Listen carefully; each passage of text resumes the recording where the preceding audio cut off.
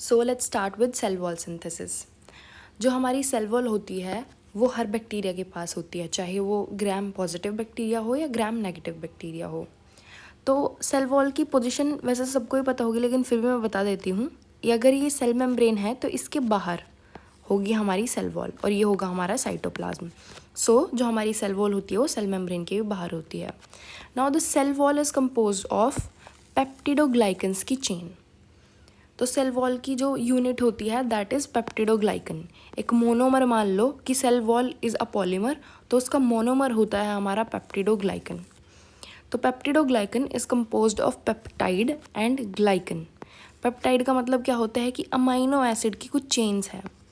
तो एक तो इससे मिलकर बनी हुई होती है हमारी सेल वॉल और एक ग्लाइकन से मिलकर बनाई होती है। इसका मतलब कि शुगर। तो नैग और नैम हमारी दो शुगर है जिससे हमारी सेल वॉल बनी हुई है। तो अब तक हमें क्या समझ आया कि cell wall is compose of its monomer which is peptidoglycan. Peptidoglycan भी दो चीज़ों से मिलकर बना हुआ है, दैट इज़ पेप्टाइड के क्रॉस लिंक्स और ग्लाइकन्स। जो पेप्टाइड के क्रॉस लिंक्स होते हैं वो क्या होते हैं, AGLA, और जो ग्लाइकन्स होते हैं वो क्या होते हैं, हमारी शुगर मॉइटीज़ होती है जैसे कि नैग और नैम। ठीक है।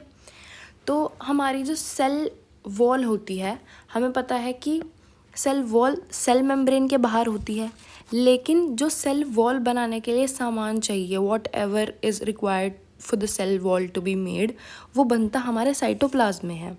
तो अब अगर हमें सेल वॉल को उधर ऑर्गेनाइज करना है सेल मेम्ब्रेन के बाहर, तो उसमें जो स्टेजेस होती है वो होती है stages of cell wall formation. तो अब हम 3 स्टेजेस की बात करेंगे।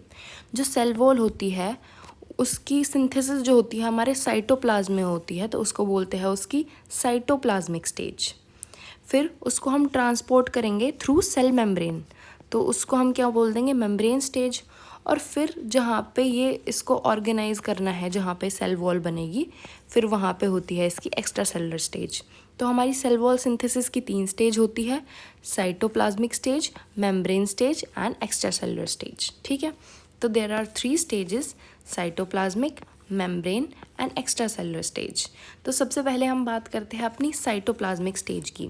साइटोप्लाज्मिक स्टेज में जैसे मैंने आपको पहले भी बताया है, तो क्या होगा, सारे के सारी जो चीज़ें होगी उनकी सिंथेसिस होगी।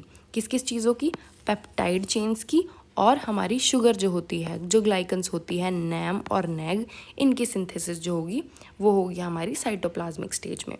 तो हमारे पास जो ग्लाइकन होते हैं उनमें नैग पहले से ही होता है और उस नैग से फिर हम नैम बनाते हैं। तो हम कैसे याद रखेंगे, पहले नैग था या नैम था, तो जी जो होता है वो एम से पहले आता है, ABCDEFG। तो जी पहले आता है एम से, तो नैग से नैम बनता है, ना कि नैम से नैग। तो नैग जो होता है उस पर एक एंजाइम एक्ट करेगा UTP। ये UTP जो होगा वो UDP में कन्वर्ट हो जाएगा और नैग के साथ अटैच हो जाएगा, तो ये बन गया हमारा UDP नैग। ठीक है। जैसे ATP से ADP हो जाता है, वैसे ही UTP से UDP इसके साथ ऐड हो गया नैग के साथ, और ये UDP नैग बन गया। अब क्या करेगा, जो ये नैग होगा ये APT गाने पे डांस करेगा और ये नैम में कन्वर्ट हो जाएगा। ठीक है। तो ये नैग जो होगा वो APT गाने पे डांस करेगा और नैग में कन्वर्ट हो जाएगा। अब APT तो वो होता है, लेकिन ये है EPT। ठीक है। तो इनॉल पायरुवेट ट्रांसफेरेज, इनॉल पायरुवेट ट्रांसफेरेज। ठीक है। तो ये एंजाइम बहुत ज़्यादा ध्यान से याद रखना कि जो UDP नैग होता है ये UDP नैम में कैसे कन्वर्ट होता है, with the help of an enzyme EPT, इनॉल pyruvate transferase. ठीक है। और ये EPT enzyme is very important, you will learn it बाद में। ठीक है। तो ये UDP नैग जो था ये UDP नैम में कन्वर्ट हो गया। अब इसमें क्या ज़रूरत बच गई, हमारी पेप्टाइड चेन की। तो पहले पेंटापेप्टाइड चेन नहीं होती, वो पहले ट्राईपेप्टाइड चेन होती है। तो UDP नैम में फिर ट्राईपेप्टाइड चेन ऐड हो गई, तो इसका नाम हो गया UDP नैम ट्राईपेप्टाइड। फिर इसमें 2 एलेनिन अमाइनो एसिड जो होंगे वो ऐड होंगे। ठीक है। तो ये जो आखिरी में इसके 2 एलेनिन अमाइनो एसिड ऐड होंगे, फिर ये बन जाएगा UDP नैम पेंटापेप्टाइड। ठीक है। ये 5 पेप्टाइड वाली चेन होगी। अब ये जो एलेनिन अमाइनो एसिड है ये क्या होता है कि पहले L-एलानिन जो होता है हमारी बॉडी में नेचुरली, बैक्टीरिया में नेचुरली प्रेजेंट होता है, ये L alanine will get converted into D alanine with the help of an enzyme that is alanine racemase और एलानिन लाइगेज। ठीक है। इसको रेसिमेज या लाइगेज दोनों में से कुछ भी बोल सकते हैं। तो अब ये बताओ नैग को नैम में कैसे कन्वर्ट करोगे? ईपीटी पे डांस करके।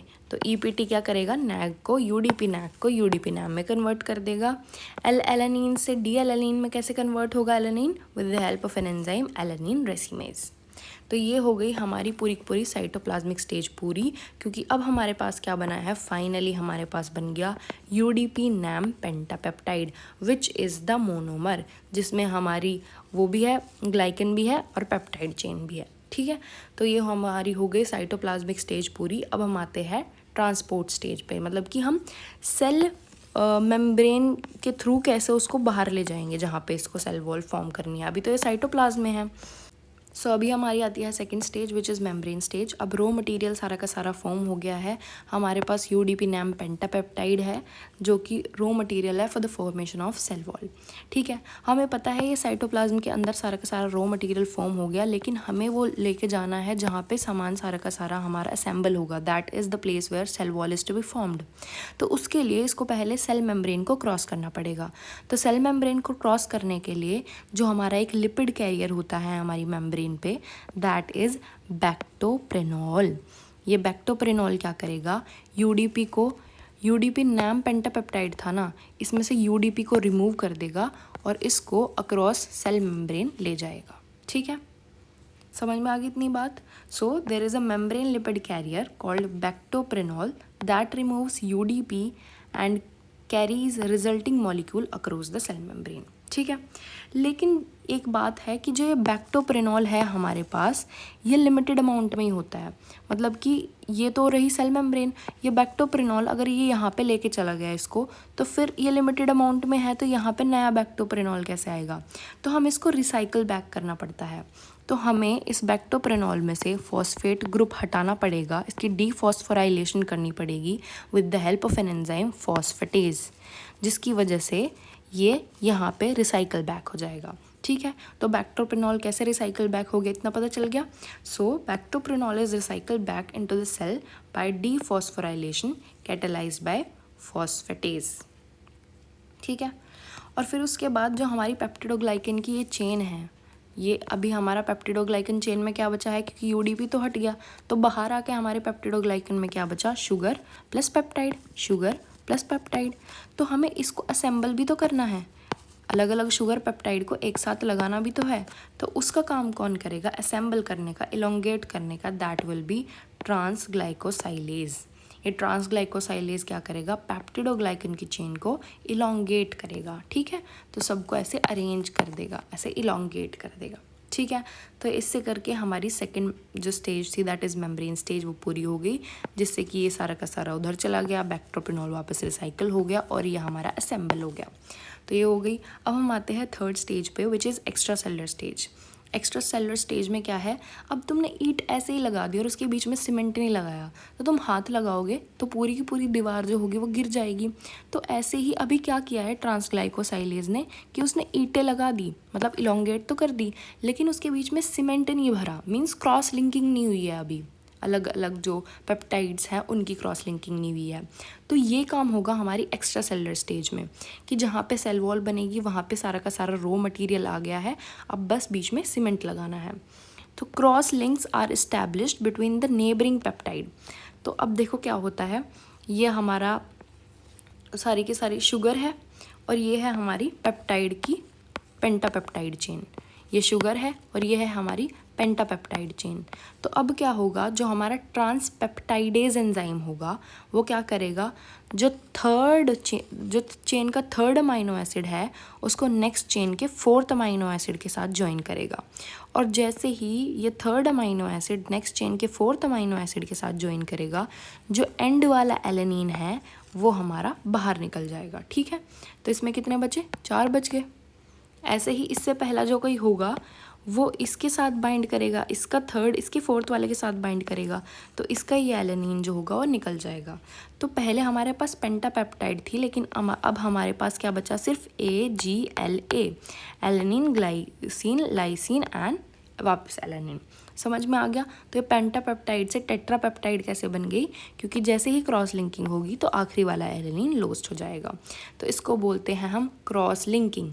ठीक है, cross linking of peptide chain, और ये होता है with the help of an enzyme called transpeptidase, transpeptidase. ठीक है, तो cross linking is done by transpeptidase. Cross links are established between neighbouring peptide chains by enzyme transpeptidase. तो ये होगी हमारी तीनों की तीनों स्टेजेस पूरी। इस तरीके से हमारा सेल वॉल सिंथेसिस जो होता है वो कंप्लीट हो जाता है। अब हम चलते हैं थोड़ा आगे। तो एक बार हम सारे एंजाइम देख लेते हैं। सबसे पहले जो हमारा इंपॉर्टेंट एंजाइम था वो था ईपीटी। ये ईपीटी क्या करता था, जो हमारा नैग था वो ईपीटी पे डांस करके किस में कन्वर्ट हो गया था, नैम में।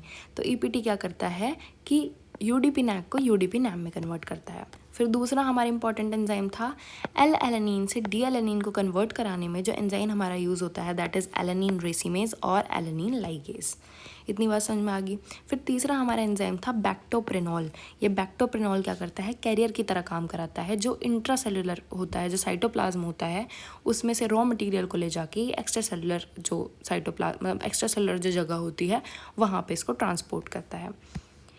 फिर उसके बाद हमारा आता है चौथा जो एंजाइम था दैट इज़ ट्रांसग्लाइकोसाइलेज। ये ट्रांसग्लाइकोसाइलेज क्या करता है, इलोंगेट कराता है पेप्टिडोग्लाइकन चेन को। और फिर हमारा पांचवा और फाइनल एंजाइम था ट्रांसपेप्टाइडेज। ये ट्रांसपेप्टाइडेज क्या कराता है, क्रॉस लिंक्स कराता है पेप्टाइड चेन्स के बीच में। ठीक है, तो अब हम देखेंगे अलग अलग एंटी माइक्रोबियल जो कि अलग अलग stages of cell wall synthesis पे काम करते हैं। जैसे कि हमारा बीटा लैक्टम हमने किससे याद किया था, बेटे से। तो ये जो बेटा है ना, इसके पापा है और इसके पापा अपनी पड़ोसन को पसंद करते हैं। लेकिन ये जो बेटा है ये पापा और पड़ोसन के बीच में क्रॉस लिंक नहीं होने देता। तो ठीक है, तो बीटा लैक्टम मतलब कि बेटा किसको इनहिबिट करता है, ट्रांस पेप मतलब कि पापा। तो ट्रांसपेप्टाइडेज मतलब कि क्रॉस लिंक नहीं होने देता बिटवीन हिज पापा एंड द आंटी। तो ट्रांस पेप मतलब कि पापा। तो बीटा लैक्टम किसको इनहिबिट करता है, ट्रांसपेप्टाइडेज को इनहिबिट करता है, क्रॉस लिंक नहीं होने देता पेप्टाइड चेन्स के बीच में। ठीक है, तो इस तरीके से हमने ये याद कर लिया। अब हम आते हैं बेसिट्रेसिन। तो देखो बी फॉर बेसिट्रेसिन भी ऐसे ही बनता है और बैक्टोप्रेनॉल भी ऐसे ही बनता है। तो बेसिट्रेसिन जो ये बैक्टीरिया है ये किसको इनहिबिट करता है, बैक्टोप्रेनॉल को। ठीक है, बेसिट्रेसिन किसको इनहिबिट करता है, बैक्टोप्रेनॉल को। और बैक्टोप्रेनॉल में टॉप आता है।